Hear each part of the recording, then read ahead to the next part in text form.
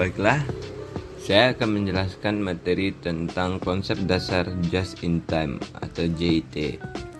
Suatu metode untuk menyesuaikan diri terhadap perubahan akibat adanya gangguan dan perubahan permintaan dengan cara membuat semua proses dapat menghasilkan produk yang diperlukan pada waktu yang diperlukan dan dalam jumlah yang sesuai dengan kebutuhan.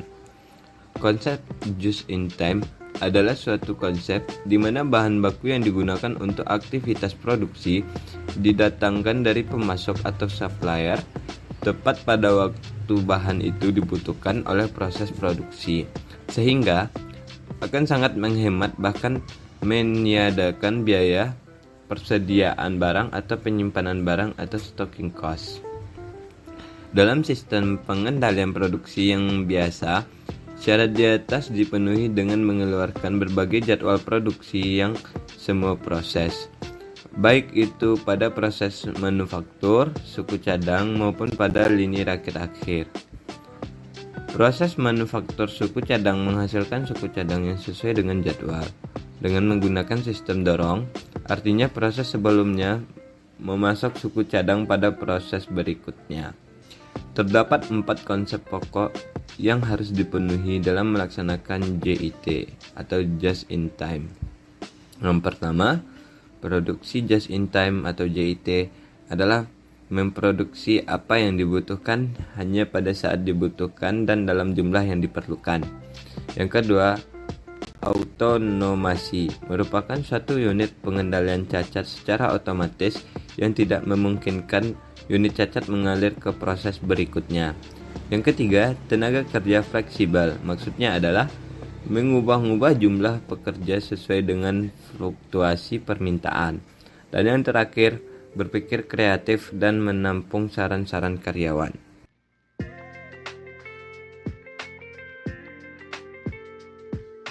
Selanjutnya yang kedua mengenai kelemahan dan kelebihan Just in Time atau JIT. Banyak kelebihan yang dapat dinikmati dalam menerapkan sistem produksi Just in Time, diantaranya sebagai berikut. Yang pertama, tingkat persediaan atau stok level yang rendah sehingga menghemat tempat penyimpanan dan biaya-biaya terkait seperti biaya sewa tempat dan biaya asuransi. Yang kedua, bahan-bahan produksi hanya diperoleh saat diperlukan saja sehingga hanya memerlukan modal kerja yang rendah. Yang ketiga, dengan tingkat persediaan yang rendah, kemungkinan terjadinya pemborosan akibat produk yang ketinggalan zaman lewat kadaluarsa dan rusak atau usang akan menjadi semakin rendah. Yang keempat, menghindari penumpukan produk jadi yang tidak terjual akibat perubahan mendadak dalam permintaan. Dan yang kelima, memerlukan penekanan pada kualitas bahan-bahan produksi yang dipasok oleh supplier atau pemasok sehingga dapat mengurangi waktu pemeriksaan dan pengerjaan ulang. Meskipun banyak kelebihan yang bisa didapat, sistem produksi Just in Time ini masih memiliki kelemahan, yaitu 1. Sistem produksi Just in Time tidak memiliki toleransi terhadap kesalahan atau zero tolerance for mistakes, sehingga akan sangat sulit untuk melakukan perbaikan atau pengerjaan ulang pada bahan-bahan produksi ataupun produk jadi yang mengalami kecacatan. Hal ini dikarenakan tingkat persediaan bahan-bahan produksi dan produk jadi yang sangat minimum. Yang kedua, ketergantungan yang sangat tinggi terhadap pemasok, baik dalam kualitas maupun ketepatan pengiriman yang pada umumnya di luar lingkup perusahaan manufacturing yang bersangkutan. Keterlambatan pengiriman oleh satu pemasok akan mengakibatkan terhambatnya semua jadwal produksi yang telah direncanakan. Yang ketiga, biaya transaksi akan relatif tinggi akibat frekuensi transaksi yang tinggi. Dan yang keempat, perusahaan manufacturing yang bersangkutan akan sulit untuk memenuhi permintaan yang mendadak tinggi karena pada kenyataannya tidak ada produk jadi yang lebih. Banyak perusahaan manufacturing yang menerapkan sistem produksi Just in Time ini menikmati keuntungan yang signifikan seperti Toyota dan beberapa perusahaan manufaktur Jepang yang telah menerapkannya sejak tahun 1950-an. Namun keberhasilan sistem produksi Just in Time sangat tergantung pada komitmen seluruh karyawan perusahaan mulai dari level yang terendah hingga pada level yang tertinggi.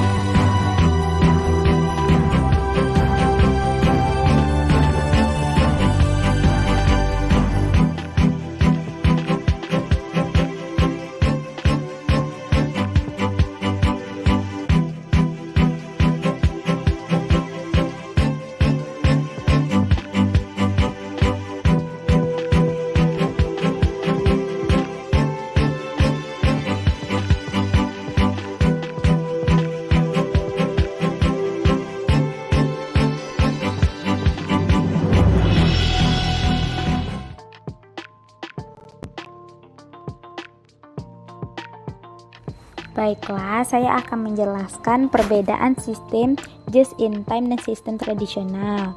Sistem just-in-time melakukan sistem tarikan, persediaan tidak signifikan, basis pemasok sedikit, kontrak jangka panjang dengan pemasok, pemanufakturan berstruktur seluler, karyawan berkeahlian ganda, jasa terdesentralisasi, keterlibatan karyawan lebih tinggi, gaya manajemen sebagai penyedia fasilitas, dan yang terakhir total quality control.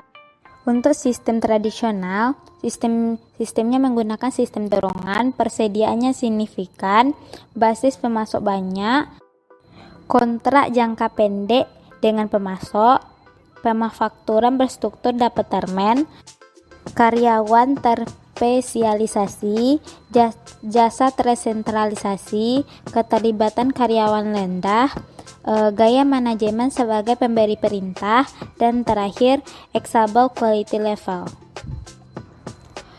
Selanjutnya materi konsep dasar dan akuntansi backflush costing. Backflush costing atau backflush accounting merupakan pendekatan akuntansi yang memendekkan arus biaya produksi dengan tujuan untuk mengurangi sejumlah kejadian yang diukur dan dicatat dalam sistem akuntansi. Dalam pendekatan tradisional seperti job order costing and process costing, ada penelusuran rinci atas biaya ke barang dalam proses. Sedangkan pada pendekatan backflushing, penelusuran ini tidak dibutuhkan karena jangka waktu penerimaan bahan baku sampai penyelesaian barang jadi sangat singkat. Selanjutnya, karakteristik. Yang pertama, dapat dipakai pada perusahaan yang telah menggunakan sistem just in time. Yang kedua, perkiraan material dan work in process dikombinasikan ke dalam suatu perkiraan yaitu raw in process atau RIP.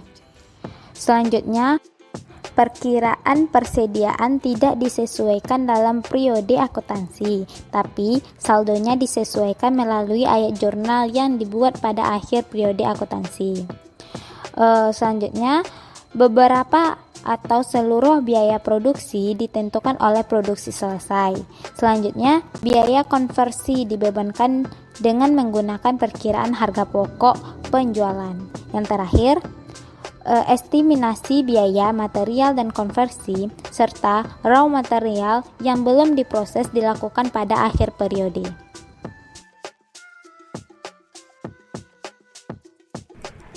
Baik, selanjutnya kita akan membahas mengenai hubungan backflushing dengan JIT.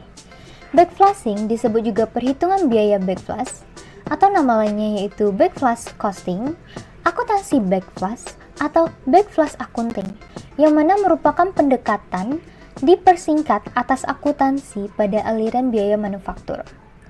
Hal ini dapat diterapkan ke sistem JIT yang sudah matang, di mana kecepatan begitu tinggi sehingga akuntansi tradisional tidak praktis.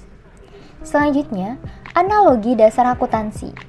Proses penalaran yang bertolak dari dua peristiwa khusus yang mirip satu sama lain dengan cara membandingkan peristiwa yang ada dengan peristiwa sebelumnya. Kemudian menyimpulkan bahwa apa yang berlaku untuk satu hal berlaku juga untuk hal lain. Dengan kata lain, penalaran analogi dapat diartikan sebagai proses penyimpanan berdasarkan fakta atau kesamaan atau proses membandingkan dari dua peristiwa yang berlainan. Berdasarkan kesamaannya, kemudian ditariklah kesimpulan dari persamaan tersebut. Contoh, dalam bidang akuntansi, seorang auditor dengan ahli pajak memiliki perbedaan dalam masing-masing kegiatannya. Antara lain ialah dalam perhitungan. Keduanya memiliki cara perhitungan akuntansi yang berbeda. Untuk pajak, memiliki tarif pajak yang memang sudah ditarifkan, sedangkan audit tergantung bagaimana subjek, yaitu laporan keuangan perusahaan tersebut. Namun demikian, keduanya tetap memiliki kesamaan, yaitu masih dalam bidang akuntansi dan perhitungannya juga diatur dalam sistem akuntansi keuangan. Baik, sekian dari saya.